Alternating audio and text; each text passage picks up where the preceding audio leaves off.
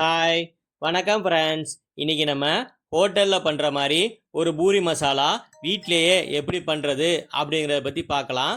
அதுக்கு தேவையான பொருட்கள்: 4 உருளைக்கிழங்கு, 2 பெரிய வெங்காயம், ஒரு தக்காளி, 5 பச்சை மிளகாய், கொஞ்சம் கருவேப்பிலை, ஒரு 5 பூண்டு, சின்னோண்டு இஞ்சி பொடியாக நறுக்குனது.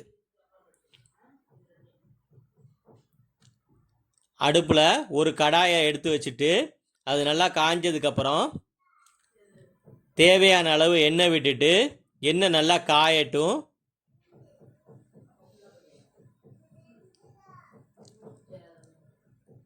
எண்ணெய் நல்லா காஞ்சதுக்கப்புறம் 1/2 ஸ்பூன் கடுகு,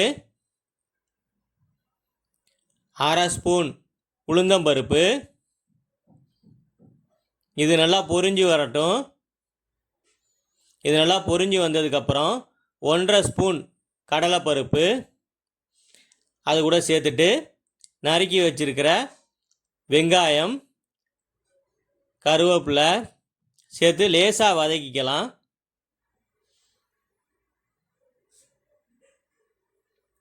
ரொம்ப வதங்கக்கூடாது, லேசாக பெரட்னாப்பில் வதங்கினா போதும்.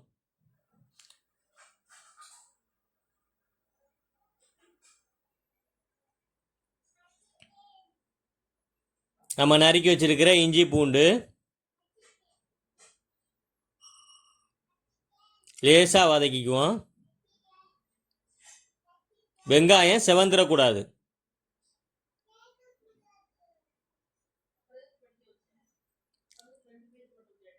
நறுக்கி வச்சிருக்கிற பச்சை மிளகாய், நறுக்கி வைத்த தக்காளி அது கூட சேர்த்துக்கலாம்.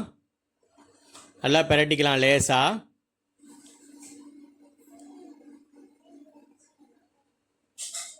தேவையான அளவு உப்பு, நான் கல்லுப்பு யூஸ் பண்ணுறேன்.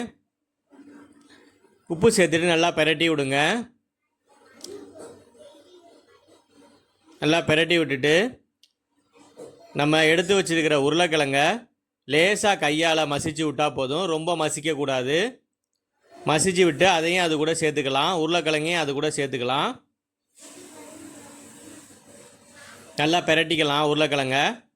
உப்பு சாரணும் உருளைக்கிழங்குல.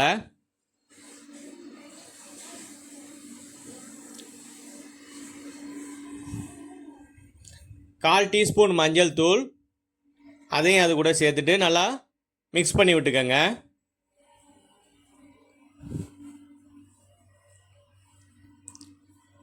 தேவையான அளவு தண்ணி, மசாலா முழுகிற அளவுக்கு இருந்தால் போதும்.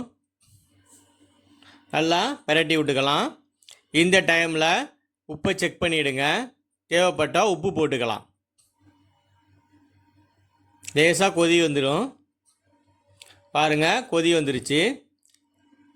இது அப்படியே வேகட்டும். நம்ம 1/2 ஸ்பூன் கடலை மாவு எடுத்து வச்சுருக்கோம், அதை தண்ணி விட்டு நல்லா கட்டி இல்லாமல் கரைச்சிக்கலாம். இப்போ கரைச்சி வச்ச கடலை மாவு கரைசலை இது கூட சேர்த்துக்கலாம். டேஸ்ட்டுக்காகவும் திக்னஸ் வர்றதுக்காகவும் கடலை மாவு சேர்க்குறோம். நல்லா மிக்ஸ் பண்ணி விடுங்க. இனிமேல் நல்லா மிக்ஸ் பண்ணணும், இல்லாட்டி அடி பிடிச்சிரும். இப்போ நமக்கு தேவையான மசாலா ரெடி ஆகிட்டுருக்கு. இன்னும் கொஞ்சம் கொதிச்சு வந்தால் மசாலா நமக்கு தயாராகிடும். இப்போ மசாலா தயாராகிருச்சு. இது ஒரு பக்கம் இருக்கட்டும். நம்ம பூரி செஞ்சுக்கலாம். பூரி மாவை நம்ம ரவுண்ட் ரவுண்டாக தேய்ச்சி எடுத்துக்கிறோம்.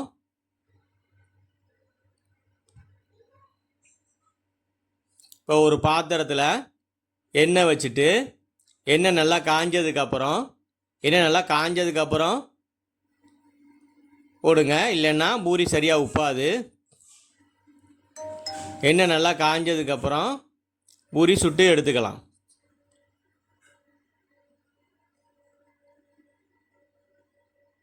நல்லா பூரி நல்லா உப்பி அருமையாக வருது. அதுக்கு நல்லா எண்ணெய் காயணும்.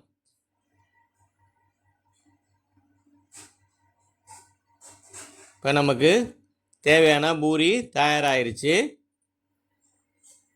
பாருங்கள் எவ்வளோ அருமையாக உப்பி வருதுன்னு.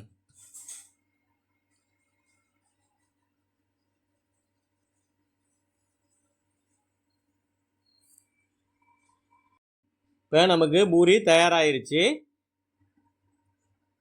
நம்ம மசாலாவும் தயாராக இருக்குது.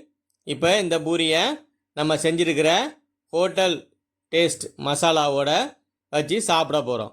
உங்களுக்கும் வீடியோ பிடிச்சிருந்தா சப்ஸ்கிரைப் பண்ணுங்கள், லைக் பண்ணுங்கள், கமெண்ட் பண்ணுங்கள். நம்ம சேனலை சப்ஸ்கிரைப் பண்ணுங்கள், பெல் ஐக்கானை கிளிக் பண்ணுங்கள். நன்றி ஃப்ரெண்ட்ஸ்.